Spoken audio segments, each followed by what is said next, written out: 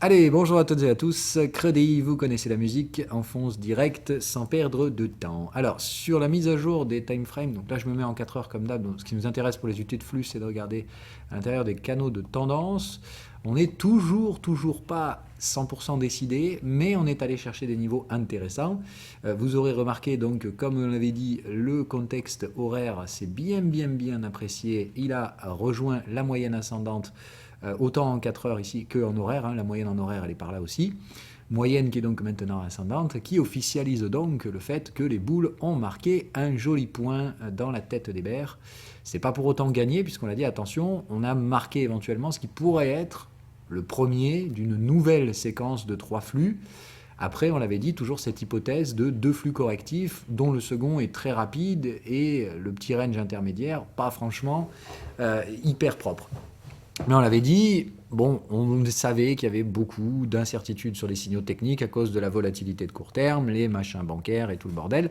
Bon voilà, bref, donc on l'avait dit, après le marché prendra sa décision, soit il tentera d'installer un premier flux haussier, mais attention, hein, ça veut dire qu'il faudra maintenir un creux ascendant avant de démarrer le deuxième flux, en cassant le sommet qu'on aura fait.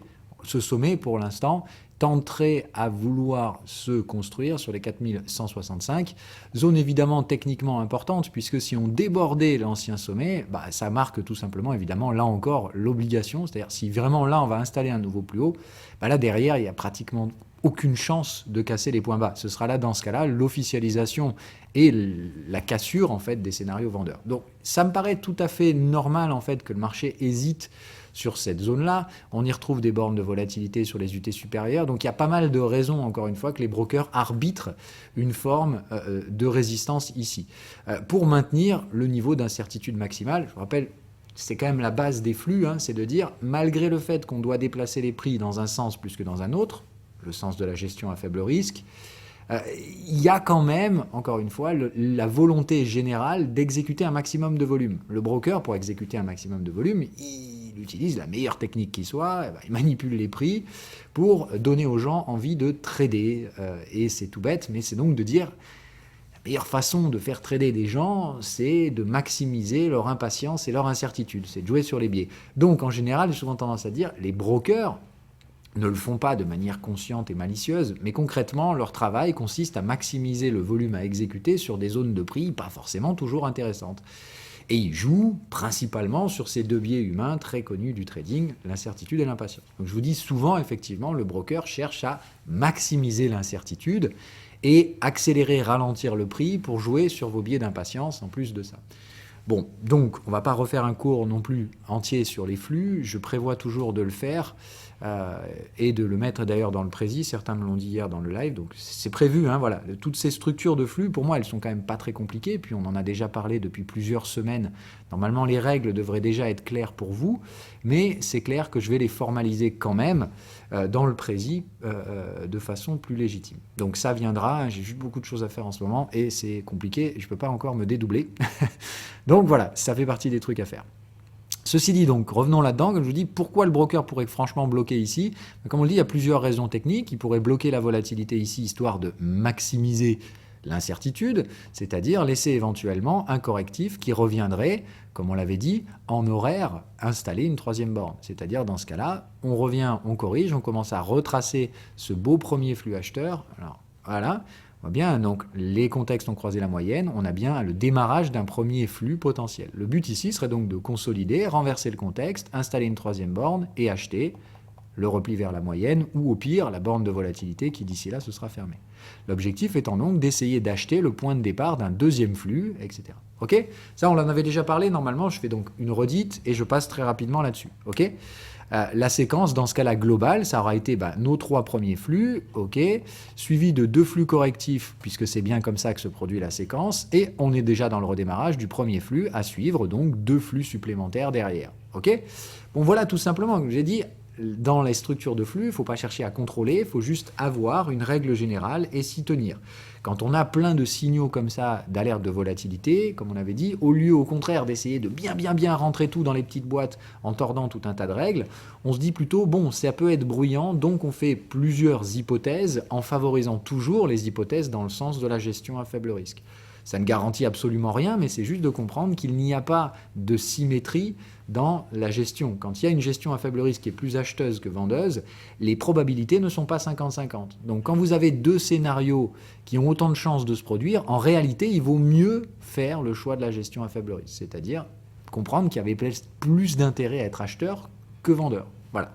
Bon, maintenant, comme on l'a dit, ça n'empêche pas le redémarrage éventuel d'un deuxième flux vendeur. Et dans ce cas-là, l'objectif, ça va être de racler tous les acheteurs, les uns après les autres, dans un nouveau flux correctif. OK ?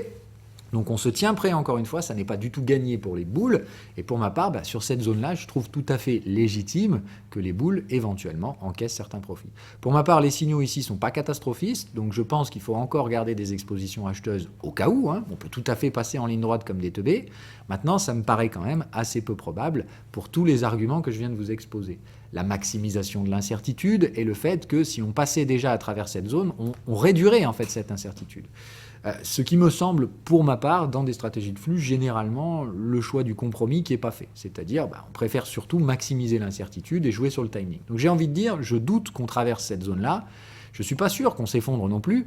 Et ça me laisserait penser à une forme de statu quo. C'est-à-dire, on joue un peu sur la volatilité, sur les nerfs, et tout en maximisant l'incertitude, le broker pourrait jouer sur votre impatience. C'est-à-dire, concrètement, les bears voudraient que ça baisse vite, les boules voudraient que ça passe pour être tranquille. Il est fort à penser, pour ma part, qu'on risque de rester par là. Voilà. Bon, après, encore une fois, là, c'est de l'intuition de trader. Je vous dis encore une fois, d'un point de vue signotechnique, d'accord, c'est-à-dire ce qui doit générer des actions de trading, pas juste, comme je vous dis, un sentiment un peu au doigt mouillé que je vous partage quand même ici. Retenez bien une chose, les niveaux techniques qui déclencheront des signaux de gestion dans vos flux sont clairs, nets et précis. Si on franchit le sommet, les bears prennent une claque. Mais dans tous les cas, pour acheter, il faudra attendre les replis. Il fallait encore une fois, pour ma part, rester acheteur de ces stratégies-là dans tous les cas. C'est de dire, vous devez avoir un fonds acheteur sur ces stratégies de flux. Maintenant, je ne voyais pas de raison de renforcer de façon agressive pour l'instant. Maintenant qu'on a l'installation de ce premier flux dont on avait fait l'hypothèse, il me semble qu'il est très intéressant de surveiller les replis à la moyenne en horaire ou les replis sur la borne de volatilité basse également. Le but étant de se projeter vers l'installation future d'un deuxième flux. Et voilà. Là encore, ce seront des stratégies avec un risque. C'est-à-dire qu'encore une fois, si les bears voulaient faire ça, eh bien, vous prendrez clairement un stop loss au milieu. OK ? Toute stratégie de gestion vient avec un risque et c'est pas juste « Ah super, je mets de l'argent, je vais devenir riche ». D'accord ? Il y a forcément toujours un risque. Et ce trade-là, d'accord, il peut tout à fait échouer. Ce qu'il faut que vous reteniez encore une fois, c'est qu'avec cette structure et cette méthodologie de gestion dans les flux, vous ne pouvez pas perdre d'argent sur le temps, dans la durée. Plus vous appliquez ces règles, plus vous gagnerez de l'argent. Ça ne garantit absolument pas que sur ce coup-là, vous allez gagner. Donc comme toujours, on voit ces gestions dans la durée et c'est par la réplication de ces règles sans les altérer qui font que votre gestion du risque, elle est donc positive. Enfin, votre espérance de gain est positive. L'espérance de gain, encore une fois, en statistique, ça n'existe qu'avec un grand lancer de dés. Concrètement, vous ne savez pas sur quelle face va tomber un dé, et si vous en lancez 10 de suite, il n'y a toujours pas le moindre aspect statistique. La statistique n'apparaît qu'à partir du moment où il y a un grand nombre de répétitions. Voilà. Bon, ça, j'espère que ça avait été clair. Donc, au niveau des flux sur le S&P 500, attention, on arrive sur une zone où l'incertitude pourrait se réduire si on franchissait le niveau. Retenez donc ce que je vous ai dit, attention quand même, en général, le broker aime bien maximiser l'incertitude. J'ai plutôt l'impression qu'ici, il va jouer sur le facteur temps, c'est-à-dire au mieux on reste là, au pire on repart dans l'autre sens. Voilà. Donc, évidemment, si vous avez joué ces départs de flux acheteurs, des petits encaissements partiels me semblent plus que légitimes, sans vous faire la sérénade. Pour ma part, c'est donc ce que j'ai fait. Mais je suis toujours acheteur, attention. Voilà. Mais je réduis les tailles de position en encaissant des bénéfices, tout simplement. Ok, sur les autres stratégies de flux qu'on suivait, pour qu'il y ait quand même un suivi global, bon alors celui-là, on en a parlé dans le brief hebdo, gros gap dû à un catalyseur, l'OPEC, etc. Et on avait dit qu'on surveillerait des départs de flux, ici, sur les UT 4 heures, pardon, pas des départs de flux, mais des retournements de contexte en vue de, éventuellement, installer des départs de flux. On voit bien ici, la moyenne, elle est déjà plate, donc la moyenne s'est platifiée grâce à ce gap, le fait de trader au-dessus, ça aide, évidemment.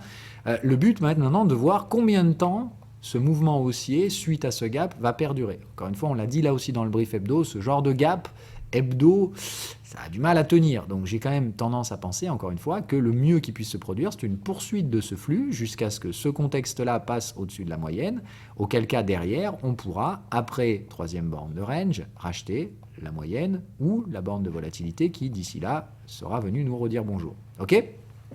Donc bien dans cette stratégie-là, à mon sens, ne surtout pas lutter contre le WTI en ce moment, ce serait le truc le plus con à faire.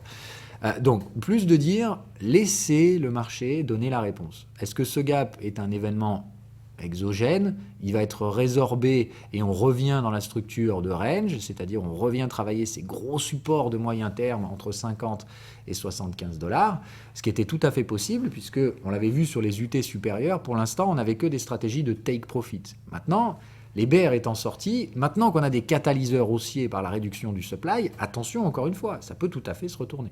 Donc voilà, on fait gaffe. Pour ma part, en plus les bottoms ici en exit, c'est franchement plutôt favorable à dire, bon on reviendra peut-être plus jamais dans cette zone-là, le mieux qu'on peut espérer, c'est un comblement du gap à terme après l'installation d'un premier flux.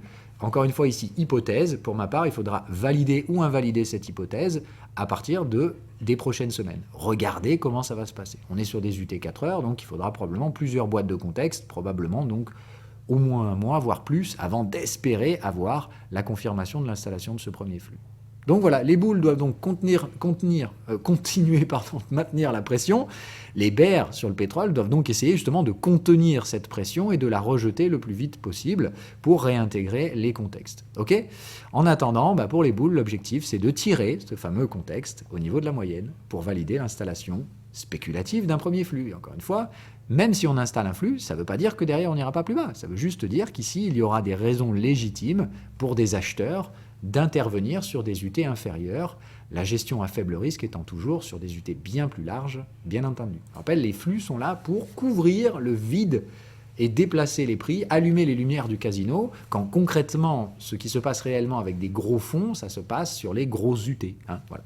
Là où se trouve le faible risque. Je rappelle encore une fois, les gros capitaux, ils ne font pas mumuse en 15 minutes. Les gros capitaux, ils s'investissent à moyen terme, et les flux se trouvent sur les UT inférieures pour occuper le vide. Voilà, ça c'était donc pour le WTI. On avait dit aussi intérêt assez spécifique sur les métaux précieux. Là, on était pareil sur des flux plutôt en daily, si ma mémoire est bonne. Bon, effectivement, là, on avait déjà largement bien avancé sur le gold.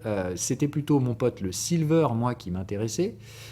Donc, départ de flux en horaire, et on l'avait dit, très compliqué parce qu'on ne sait pas trop si on est en horaire ou en daily ou en 4 heures.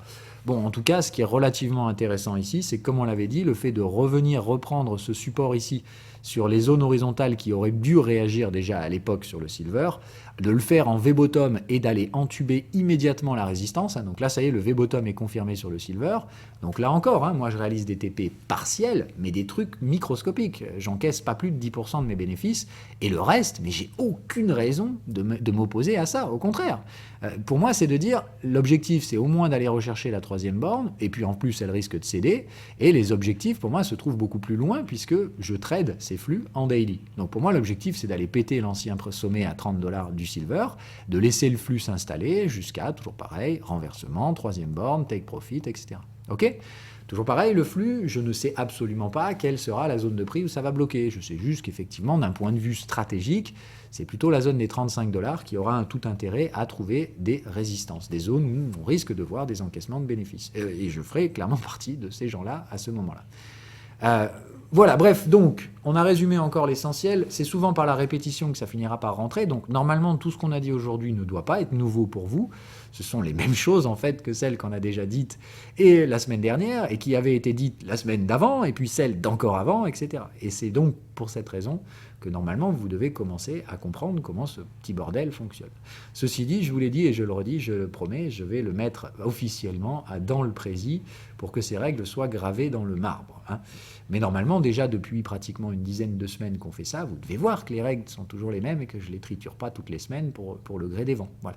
Mais bon, on va formaliser tout ça, ça vient, donc peut-être laissez-moi encore quelques jours, peut-être au plus quelques semaines, et je vous mets ça officiellement dans le prési. Allez, bonne journée à toutes et à tous, c'est tout pour aujourd'hui. Ciao, ciao.